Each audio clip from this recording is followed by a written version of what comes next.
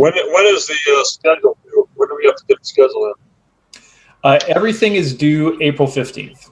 Everything is due April 15th. That's Thursday. Yep. Schedule, rules test, rules meeting, all that kind of stuff. So all right, 7:02. And I will do a couple quick housekeeping things, and we'll get rolling here. So as far as housekeeping goes, Joe, thanks for that. That's a good reminder. So tests for postseason consideration, schedules, rules meetings, everything needs to be turned in to the MHSAA by April 15th, this Thursday, by midnight, if I'm not mistaken. But as I learned the hard way one year with basketball, don't cut it that close. If after today you want to just log back in and take care of your tests, just go do that and get it done, and don't wait till the last minute.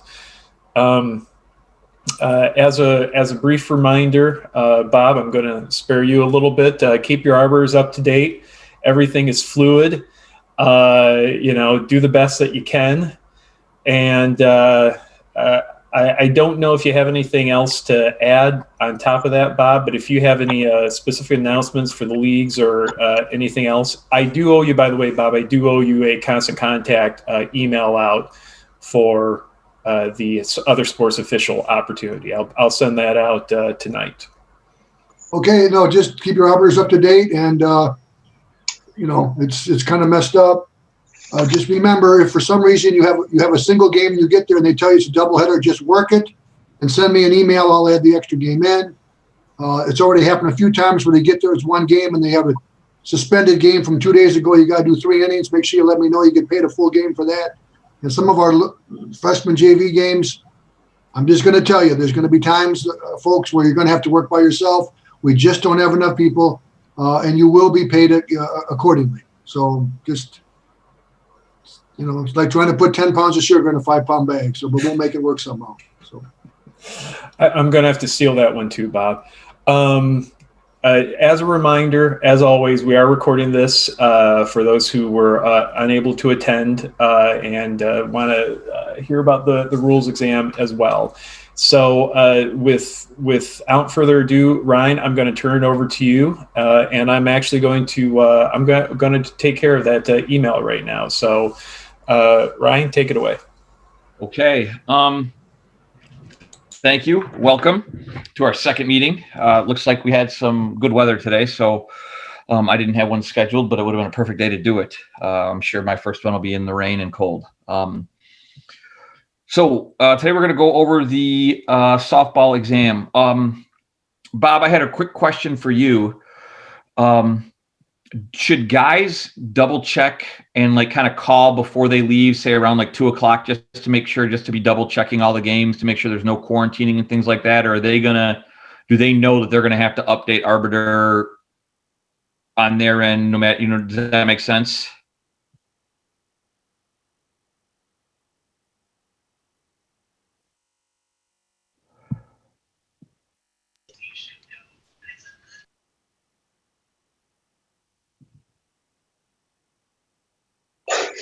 Sorry, Ryan, can you hear me? Yeah, I can hear you now. Okay. Normally what happens is I'll get an email at 12:30 or 1:00 or sometimes earlier that day saying, hey, our doubleheader today is canceled because our visiting team is now in COVID protocol. So okay. Sometimes if they find out the night before or the morning of that the team is supposed to can't come, they don't tell me right away, or they'll send me an email saying, well, we're going to try to find somebody else. So, because they want to play, but they got to find somebody else, or the night before they're trying to find somebody. So, if you guys want to call, that's fine. It wouldn't hurt.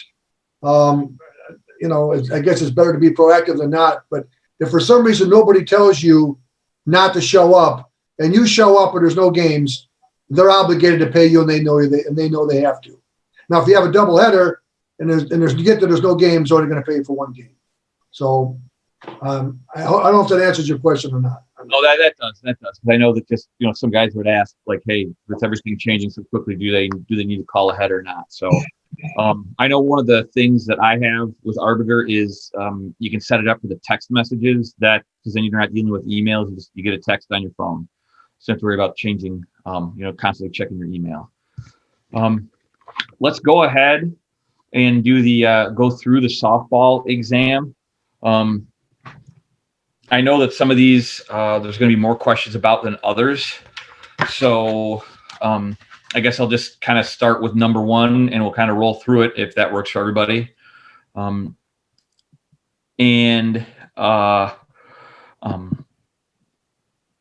me. What was I going to say? And if you do have any specific questions or anything like that, please go ahead and chime in. Sorry, my dog's barking in the background. It's driving me nuts. So we'll start with number one. B1 comes to the plate with an altered bat. What should the plate umpire do upon discovering the bat? Anybody? C. C, yep. With an altered bat, the batter's out and the player and coach are ejected. When you have that ejection, the coach has to leave the facility, but the player can stay as long as they're not disruptive. So the player can stay on the bench, but the coach has got to go. Okay. The coach cannot have which of the following items in the coach's box on the field? B. Correct. B. One of the things that'll come up with that, so they're not allowed to record video from on the field, is, you got a lot of coaches that are using iPads to keep score. And occasionally you'll get a coach that's like, well, how do I know they're not ready? Just put a piece of tape over it. And they're always happy to. You'll get a coach that just wants to make, an issue.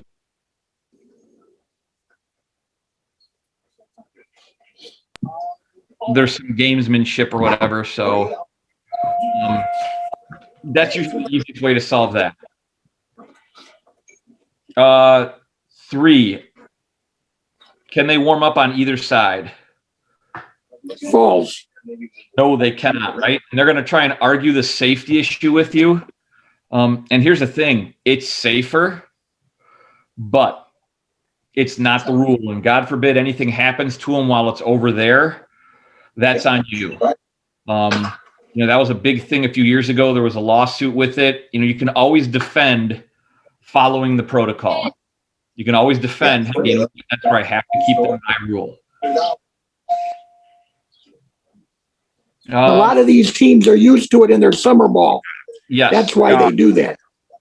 And a lot of summer leagues allow that, but you can't. And that's something you want to go over with in pregame, especially at the younger levels. Varsity kids will know that, but freshmen, they've never, they've only played, summer ball and travel ball where they're allowed to do that.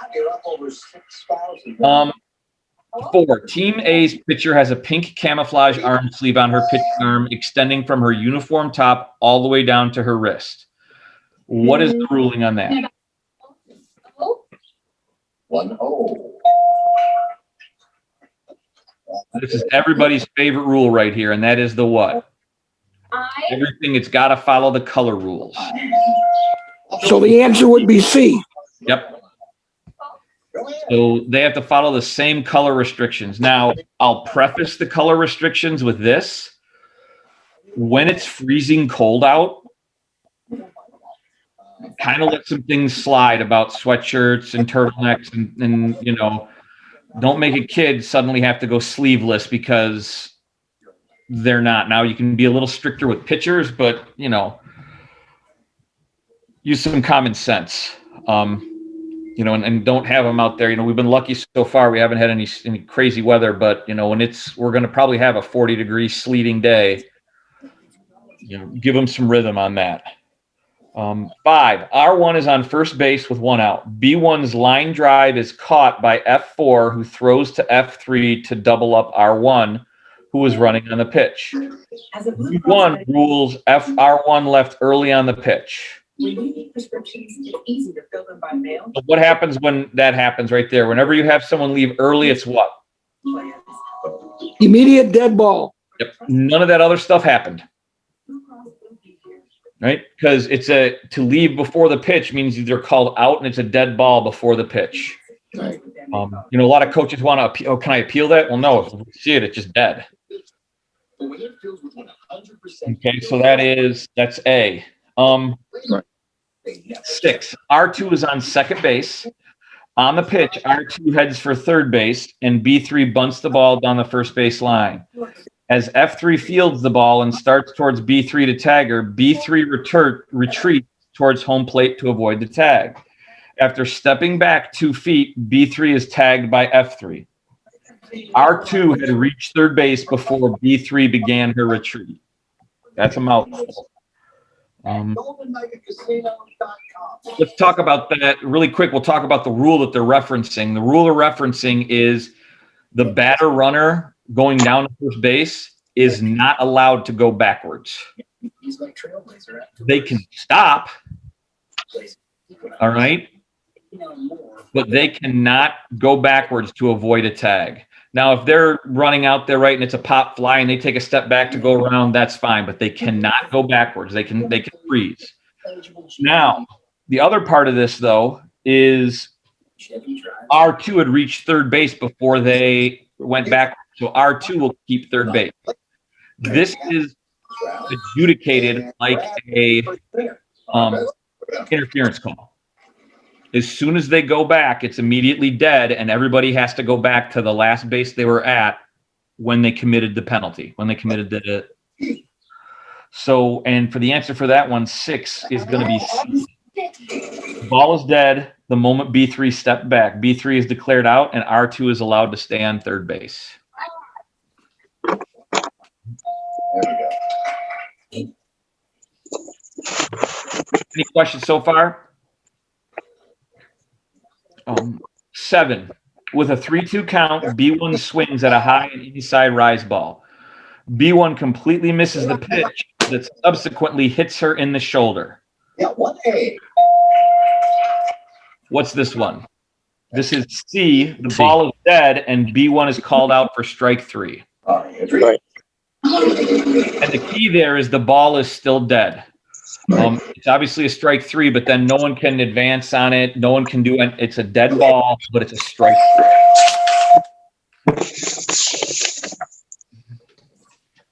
And hopefully you never have to make that call in a game because nobody likes that.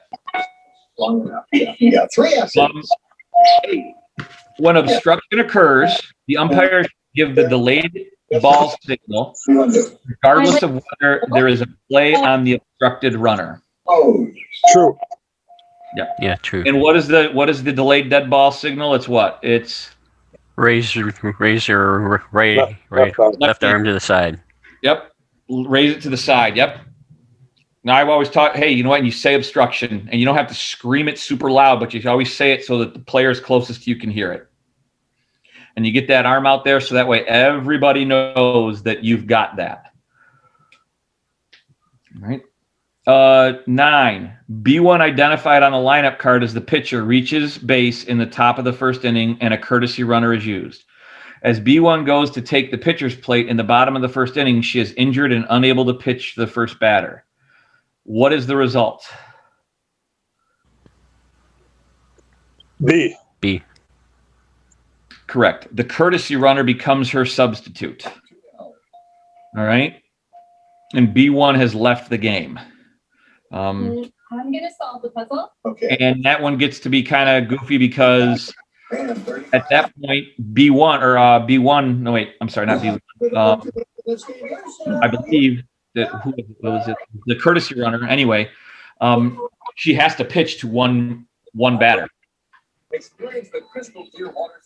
So depending upon what position she normally plays, you're looking at starting it with walk. Now, number 10, who can a pitcher take a signal from while on the pitcher's plate? D, everybody there. Yep, all of the above. She can look towards the coach. She can, the coach can yell out a number and she can look on her arm. However she wants to do it. The key is she has to do what? Simulate taking one from the catcher. Right, and all that means, she doesn't have to lean in and look. It's just, hey, she has to take that pause while looking at the catcher when she takes it. Right? Affordable dental services brings the dentist right to your front door. Visit with X-rays. 11. In the top of the second inning with R2 on first and B3 in the middle of her turn at bat, it is discovered the pitching distance is concerned about incorrect. getting birth during COVID? Quarterback Matthew Stafford and his wife Kelly What know to do here? what it's like. We want to make sure you're the most reliable. You both I'm look sorry? A. A, yes. That is basically it's a timing play almost. It's you correct it right there and then you just continue on. You don't restart a count. No one that was out gets back. Nothing happens. It's you start over. You don't start over. You just start up where you left off right there.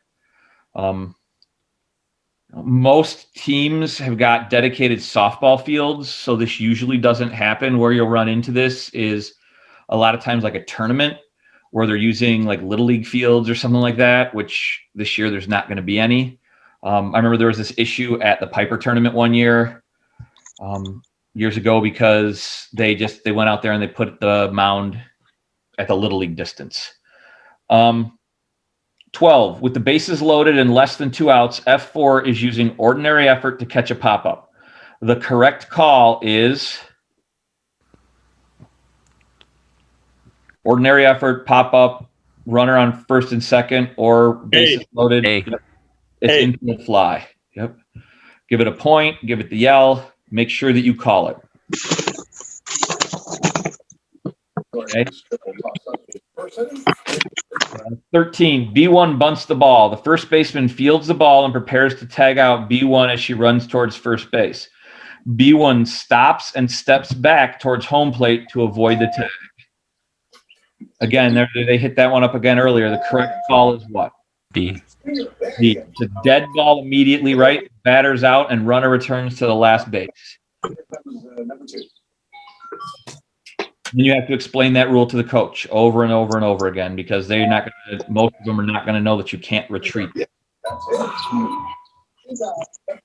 14, R1 is on first base. B2 hits a pitch to F6 with 1 foot touching the ground completely outside the batter's box. F4 obstructs R1 advancing to second base. The correct ruling is Bing is the category. B. B. it's B. It's a dead ball. As soon as they make contact completely outside of the box, it's an immediate dead ball. Anything that happens after that really doesn't happen because the ball is dead at that point. And, you know, what you want to do is you want to scream it out a couple times to avoid any gritty situations happening outside, out in the field. Last thing you want is, you know, one kid playing serious, not knowing it, you tag another kid and it gets ugly. Yell it out a couple times. Be very, very, very vocal and verbalize that. The other reason you want to do that is you have to sell that call. You know, if you do it meekly, they're not going to believe you. 15. The flex may be substituted for at any time by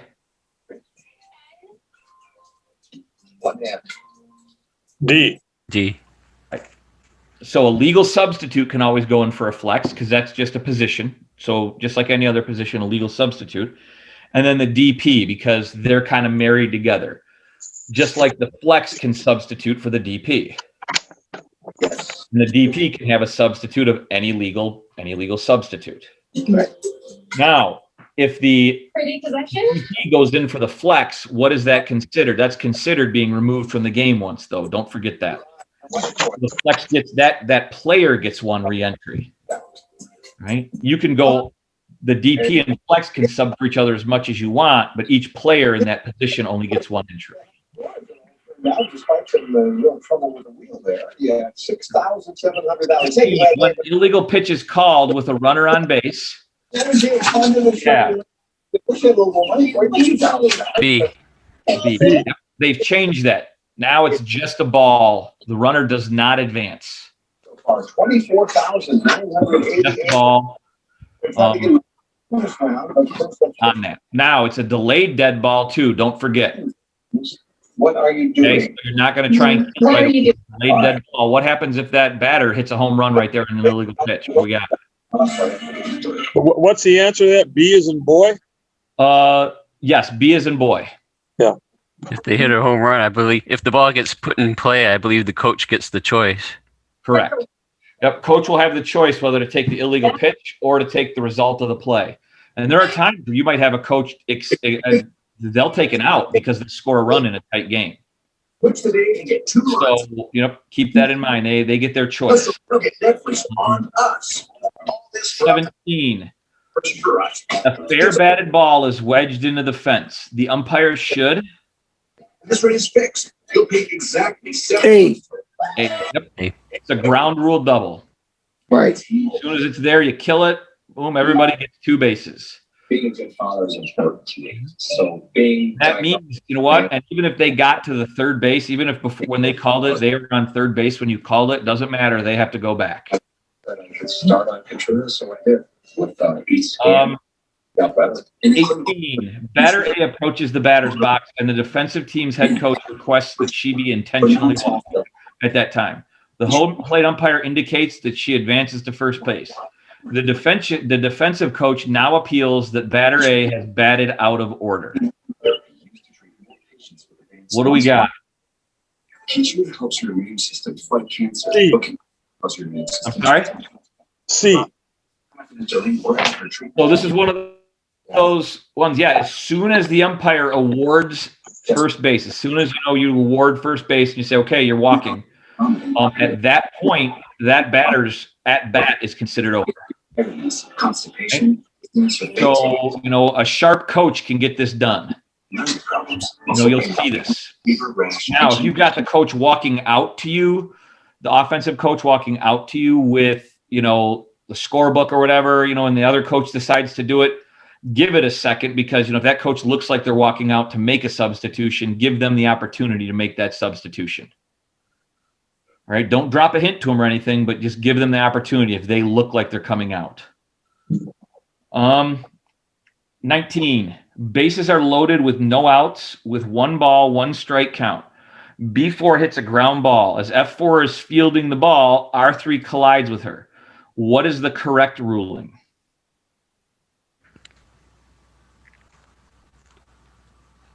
D. D. So the runner that caused the obstruction, they're out. The batter base runner is awarded a single unless, in the umpire's opinion, what's it called? There could have been a double play. There was an obvious double play there. So that one you're going to have to sell, but occasionally it does happen when it's, that perfect hit right there and it's right to the shortstop or right to the second baseman. They're going to double it up and boom, they get just blown up. Don't forget with that too. Remember, it's an immediate dead ball. Don't wait for it, right? Interference is an immediate dead ball. Obstruction is a delayed dead ball. So just don't mix those two up. 20. Where are media allowed during a high school softball game? C. C. Dead ball territory. Now, they can, and they changed the rule this year, they can chalk off an area inside the field for the media. But remember, unlike in years past where there had to be someone in it for that to be declared dead ball area, so if they had an area like right there behind first base, if there was nobody in it, it was just in play. Now, regardless if somebody's in it or not, that's a dead ball area. You don't see this again. You don't see this a lot with, regular season games. You'll start to see it in, the district playoffs. One of the things I always do is I always call ahead, a few days just to talk to the AD and just ask a few questions. And that's one of my questions that I ask. And if they say yes, I kind of try and talk them out of it. Just by explaining the rule. Okay, but just keep in mind that, this will be the rule then. And that's not, we can't have that go away. Because a lot of them don't understand that. They think that they can just kind of put them out there or whatever it is, or won't even put an area out. We'll just have them move around. Make sure that you, especially in your pregame, you communicate that very, very, very clearly. Because that is, especially if they put it along the first baseline fence, there's a good chance that's going to come into play in the game. No, the thing is, Chief, on the D, and Um, I'm so far away. 21. Prior to starting the delivery of a pitch, the pitcher must Back up. And that's fine. B. Thank you for And your brakes work really be. well. Yep. They have to have both feet on the ground within or partially within the 24-inch rule or inch plate. Remember, the whole foot doesn't need to be in there. So if they've got they've got their foot on an angle where their heel's in and like their toes out, or a lot of times you'll see it where the toe is in and the heel is out, that's legal as long as they have both of them within there for at least partially within there to start. All right. Any questions so far? Anything? So that dead ball territory for the media. So if they happen to put that right behind the first base coach's box, and they have it lined up, I mean that ball goes in there even though it doesn't hit the fence or go in the dugout. It's a dead ball. Yeah, it's and that's unfortunately where they put those most of the time. Most of the time, what they do is they put one on the first base side and one on the third base side, and they put it like, a little bit behind where the coach's box is, but up against it, so that in the case of first base, anything coming from third or shortstop, it's kind of lined up right with that. Yeah. And the same with third base, anything coming from first or second is lined up with that, and so yeah, you want to avoid. I just because it's not a call you want to make. Especially in a tight game, you have to make it. It's when it goes in there, it's obvious that it goes in there, but it just, when they do it, I feel really bad because they alter the field for these girls compared to what they've played on for the entire year, and now all of a sudden you've got an additional area to worry about. So, it's 21. Or did we just do that one? Yep. 22, B1 steps up to the plate, and after she hits 2 balls over the fence in foul territory, F1 requests to intentionally walk B1. What do we do? I'd say A. Yep. At any point, you can intentionally walk somebody. At any point. So you'll see, and occasionally teams will do that. They'll either a girl's hitting it hard, or all of a sudden they decide they're going to change up defensively what they want to do, and they'll walk somebody intentionally. Now, and don't forget, in this case, the fielder does it. Who can do it? The coach or a fielder or anybody on the defensive team can do it. And the coach cannot undo it if a fielder requests it.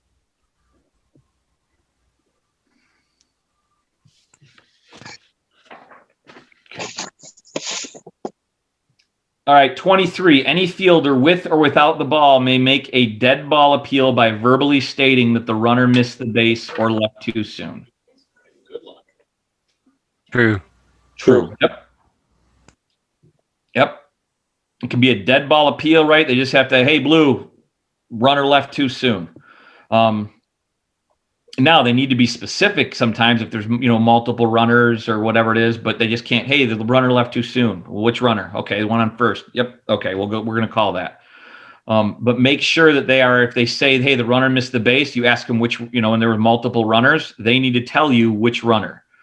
They don't need to give the number. They could say, hey, the second runner passed third base, missed it. Okay. And you might have the number. You might know the number of the girl that missed it. And so you might have to go to the scorebook and be like, okay, who was the second girl? Who was the girl that was on first base to start that inning? It was number 35. Okay, yep. And then we've got an out. Because she would have been the second one past that. Used to be years ago, I remember that if there was like bases loaded, the runner at second left, and they said runner left too soon, you weren't supposed to ask them which runner. And if they didn't tell you which runner, it was not acceptable. I mean, what's you said ask them. Do we ask them or not? Didn't used to. We were told not to ask them. Used to be. So it's one of those. It's one of those where they have to specify which runner. Yeah. All right, but you can't make a call until I can't call a safe or an out until I know which runner it is. So I will. 5 NFL championships. I usually will ask them again, what are you appealing?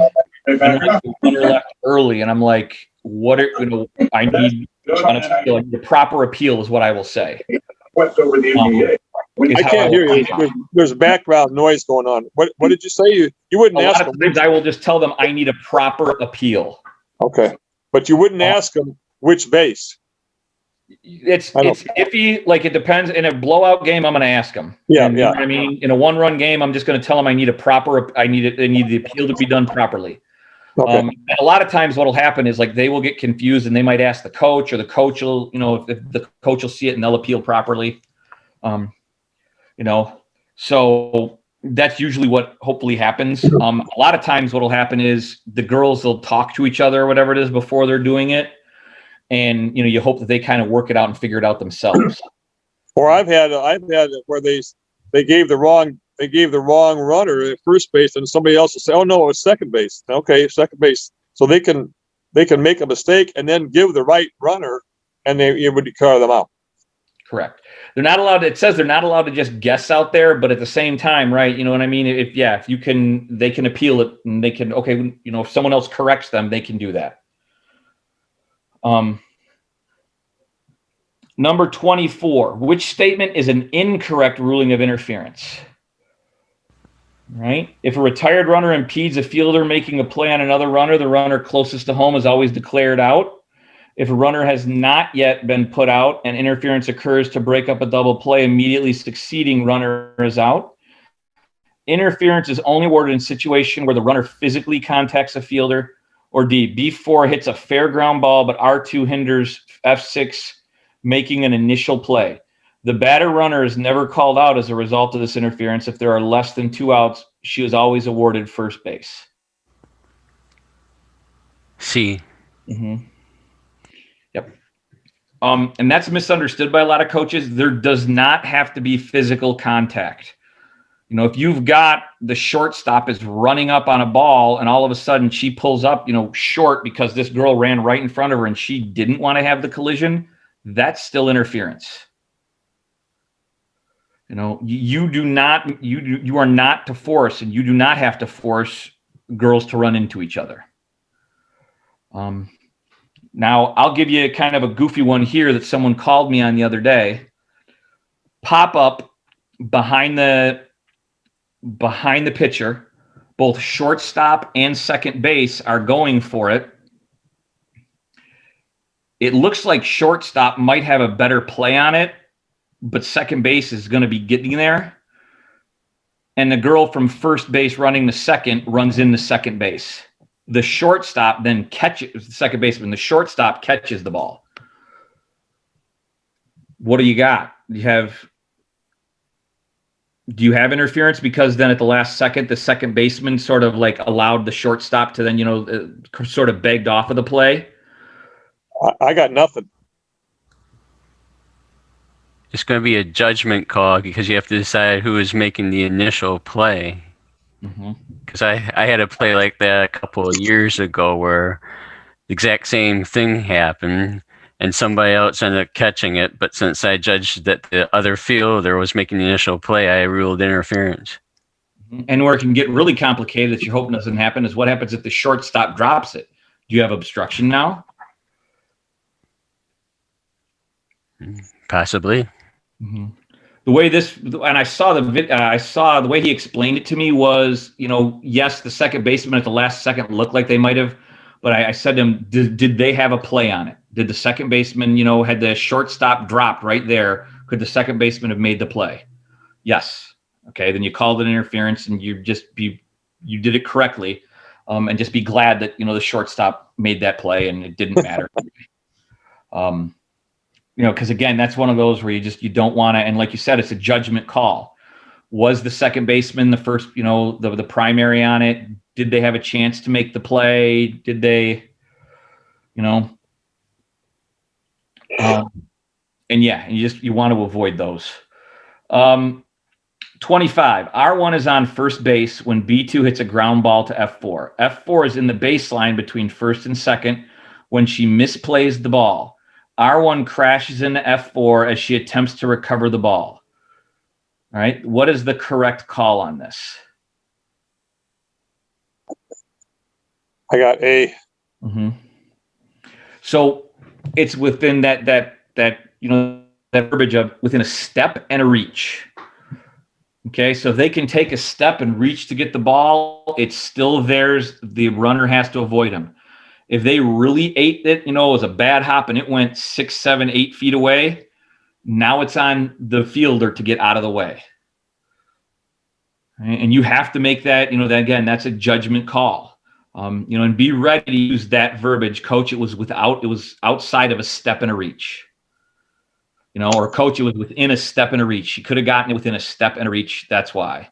And again, that verbiage, knowing that one of the coaches is not going to be happy, but you want to have that verbiage because that's what's in the play or on the rule book.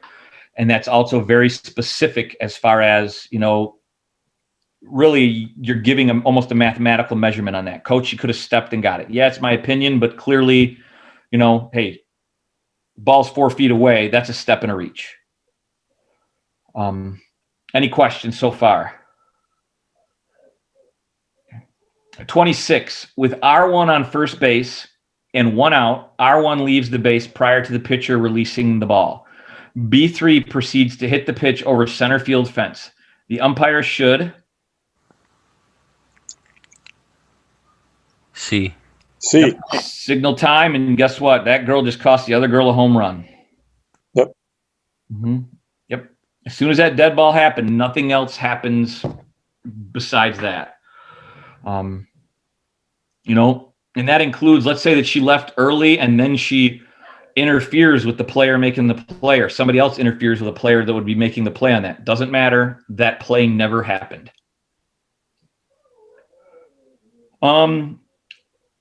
27, the NFHS authenticating mark shall be on each softball. True. Now, here's the thing, especially when you're getting used softballs,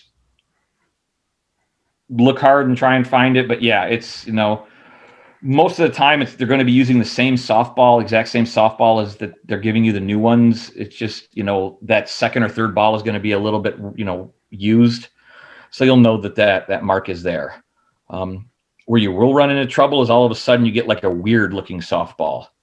And it doesn't feel right or it doesn't look right. If that's the case, ask for something else. Sometimes you'll have a player accidentally, when you need more softballs, they'll just throw you in a funky one, or one that's, sat in the water for, a week and a half, or, something, a batting practice one or whatever it is. So just kind of, more so than the look of it, most of us have done this for a while, that we have the muscle memory. When we catch a softball and something's wrong with it, we know. You still need to have that NFHS on it, but we know when something's wrong with a softball, right? All of us have done that. Just like, basketball guys know, they'll take 2 dribbles with a basketball and be like, hey, there's too much air in this. They don't need to put it in the, and they don't need to put the needle in it, and measure it. They just know. 28, which of the following would result in a coach being in violation of bench and field? Sorry, which one? Bench and field conduct rules. D.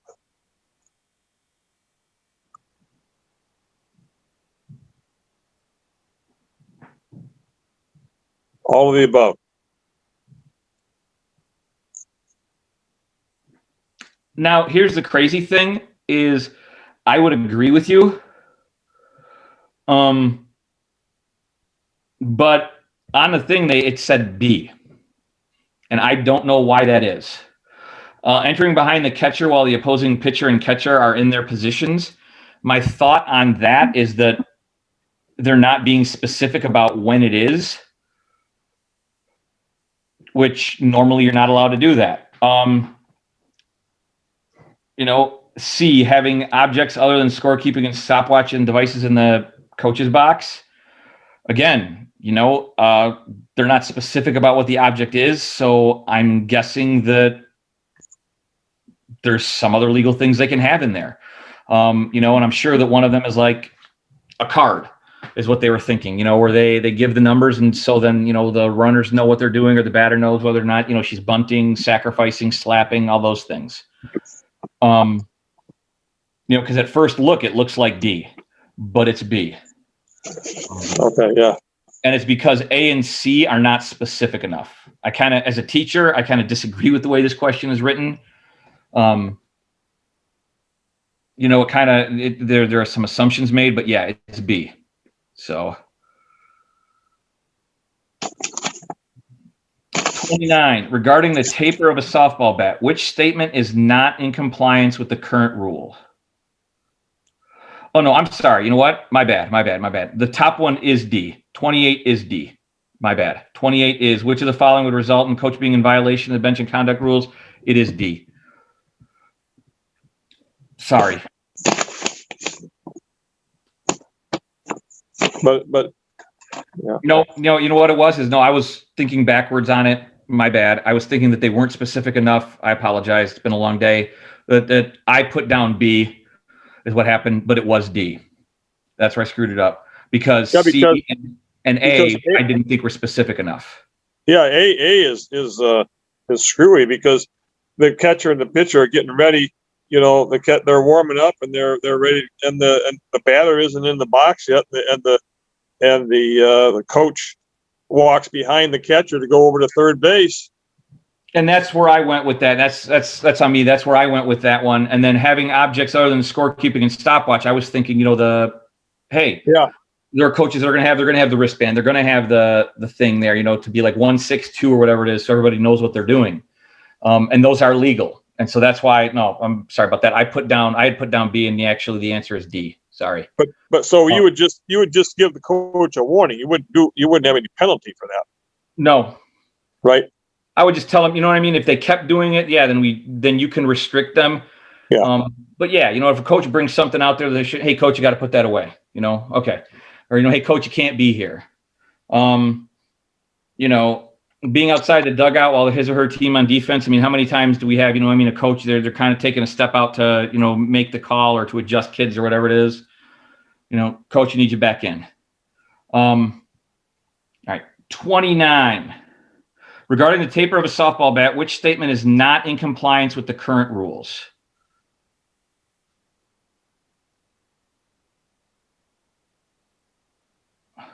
And it's B. The taper of a bat is defined as having a solid surface.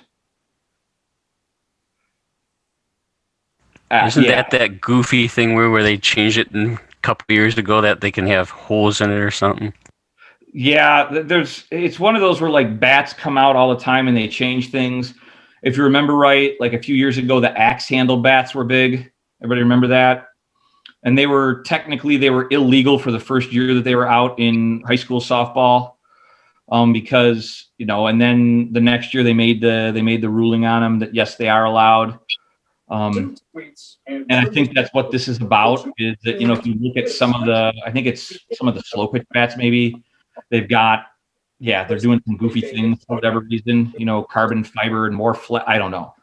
I don't think you'll ever run into this because reality is they got to have the marking on it. And so, you know, if a kid brings this up, it's not going to have the marking on it. It may, but I don't think that a kid's going to bring up a softball, a slow pitch bat. Hopefully they don't do that. This astronaut with his identical twin brother, Mark. 30, a base runner establishes her own base path when she is not being played upon.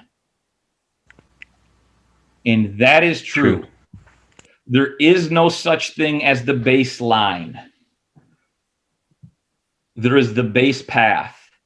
You know, and the best example of this one is girl, you know, hey, hits one into the gap there in left center. She hits first base and she takes a big rounding around it, right? You know, she's not running directly between first and second. She established her own base path. There's nobody making a play on her. She's not attempting to get any type of advantage. You know, she established her own base path. All right. Now, if they're going to play her, now that base path now has to stay. She can't reestablish one. You know, if all of a sudden she tries to move that base path 10 feet one way, she can't do that. Then you're going to be out. And then she's going to be out. But yeah, you establish your own base path. All right. And a lot of coaches don't understand that. They want that direct line between, you know, between bases. And that's not what it is. So I'm still confused on 29, Ryan. Okay. The taper of the bat, it says this statement is not in compliance with current rules. Right. The taper of the bat isn't it a solid surface? Of course it is. Right. Why wouldn't it be D? All the statements are. So it's there are okay. Where I think Correct the answer is D. is, if you look at like some of the bats, they go down, and then there's almost like where the taper starts to happen. It's almost like they're. Let me see if I can pull up a picture one. Basically, like the handle and the taper, they're almost like there's like a line right there where it's almost like two different materials meet. And I think that's what they're talking about. But isn't it? It's a solid surface. I mean, right. Ryan. Yeah. This is Brian Smith. Hey. The answer is D. I know this because I just submitted the exam and I got that question wrong because I put not a solid surface as incorrect. So the correct answer is D, as in David. For which number? 29. But that doesn't make sense. I agree with you, but that doesn't make sense either. The way the statement is, this statement is really screwy because it says which statement is. Brian, I put in B and I got it. Let me double check that I got it right. Yeah, I put in B too and I got it right. Yeah. It means to sob as a noun. You put B as Because in boy? years ago, remember they had the cones. Maybe I took a different exam. I don't know. Yeah. No, because the reason I know on that one was because someone called me and asked me about it, and they said that they put in D, and I thought, I would have thought that was the correct answer. I know the conical shape is not necessarily correct because those axe handle bats, that's where I thought that came in. And then 29, and then A, the taper connects to the narrow handle to the wider portion of the bat. I just didn't even understand that one. That's just a bat, you know. And so the taper of the bat is defined as having a solid surface. I don't know. Yes, it is. And the last clue in Wales. The question is that's not in compliance with current rules. So right. It doesn't make sense. Because the way the question says which statement not in compliance, and we're saying the taper of the bat is having a solid surface is not in compliance with the current rules. Of course it's in compliance. I don't understand it. The only thing I can think of is that for the definition of the taper, it doesn't say anything about the surface in it. Experience all the deals. Well, let me 152C. Home to any budget, any possibility. I looked it up and it just shows a picture of the bat. I mean, that doesn't help you. That rule doesn't help you. If you look at it's kind of a poorly written question because again, I would have put down.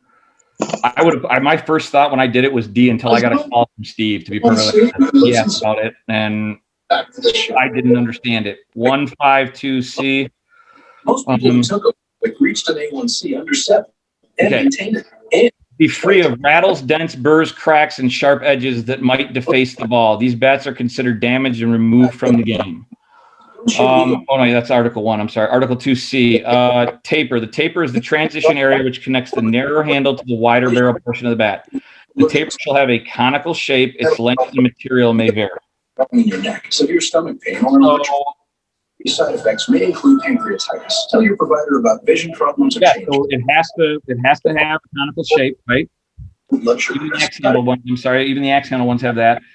The taper connects the narrow handle to the wide portion of the bat. It says that the taper of a bat is defined as having a solid surface. Provider, how it can help you get so my guess is just that I thought it when I first read it, I thought it was because of either the hookup, where you've got like the taper sometimes will connect to the wide part of the bat. And it looks almost like there's two different parts there. But now that I think about it, I think that's just because that's not what's listed in 152C. So if you looked up 152C, you found the one thing that wasn't listed. I think I overthought it a lot. That's probably why I put down D.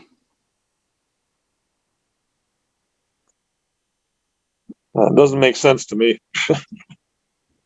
It's, you know what? I'll be honest. That's never gonna come up. Ever. Because to do that, a kid would literally have to be out there with like a wooden stick that like doesn't taper. And I don't know, maybe you'll see that, but whatever.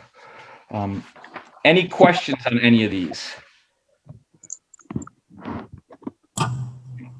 One of the things that I always try and get everybody to do, and then, you know, I'll end a few minutes early here, is, you know, if you have, most of us have smartphones. I know on the iPhone it's there, and I believe on Android, you can download the NFHS Rules app. Downloading the Rules app is free. You then have to buy a yearly subscription to whatever rules book it is that you want. I think it's $6. It is great. It's great because you can search by keyword. And we've all been there where you're like, okay, like, is this going to be in like the fielder, or am I going to have to look this up in the batter, you know, base runner? Because we've all been there. You know, we're thinking about a play. With this, you just literally up at the top, you could put it into type in interference or type in whatever you want to type in, and it will bring it up every place that it is in the rule book. And you can then just, you know, search, nope, it's not in this part. Then go to the next spot where it has it. Nope, it's not in this spot. It's great for, you know, referencing rules and looking things up. You can get the case book as well. To me, it's $12 or whatever, 12 or 14. I think I can remember if it's $6 or $6.99. That's well worth the money. You know, to have it there. We've all been there, you know, and you're talking with somebody and you want to look up a rule and, you know, yeah, the book is great, but you don't want to flip through all those pages, and this makes it easy. So, are there any questions, anything on this? Ryan, I have a question. Okay. I joined late. Is this going to be recorded to where I can see the beginning of the meeting? Yes. Okay, thank you. Where is it recorded? I believe Shane will post it on YouTube, correct? Correct. And I'll send the link out. Right. Again, my apologies about 29. That was I looked at mine and what I had put down instead of what the answer was. But again, remember the answer for 29 is, 28 is what it was. 28 is D.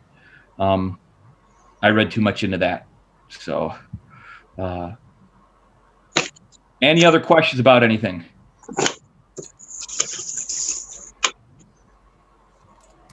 No? Well, then I'll go ahead and remind you for Bob, keep your arbiters updated and respond to those emails. Anything else? Nope. Shane, then I'll put it back to you. Okay, thank you. Sorry, no, you know what? I my apologies. Mike, did you have a question?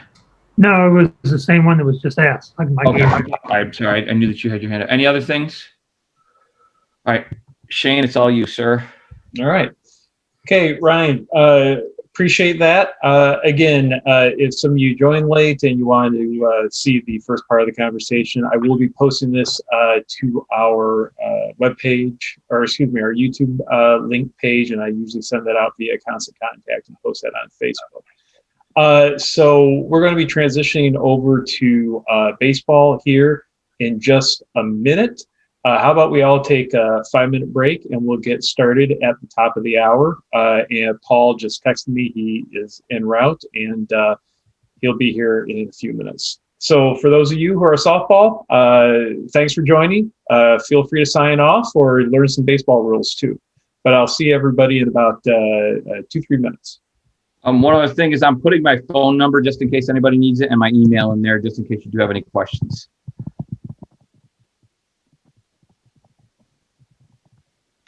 Thanks, Ryan. Great job.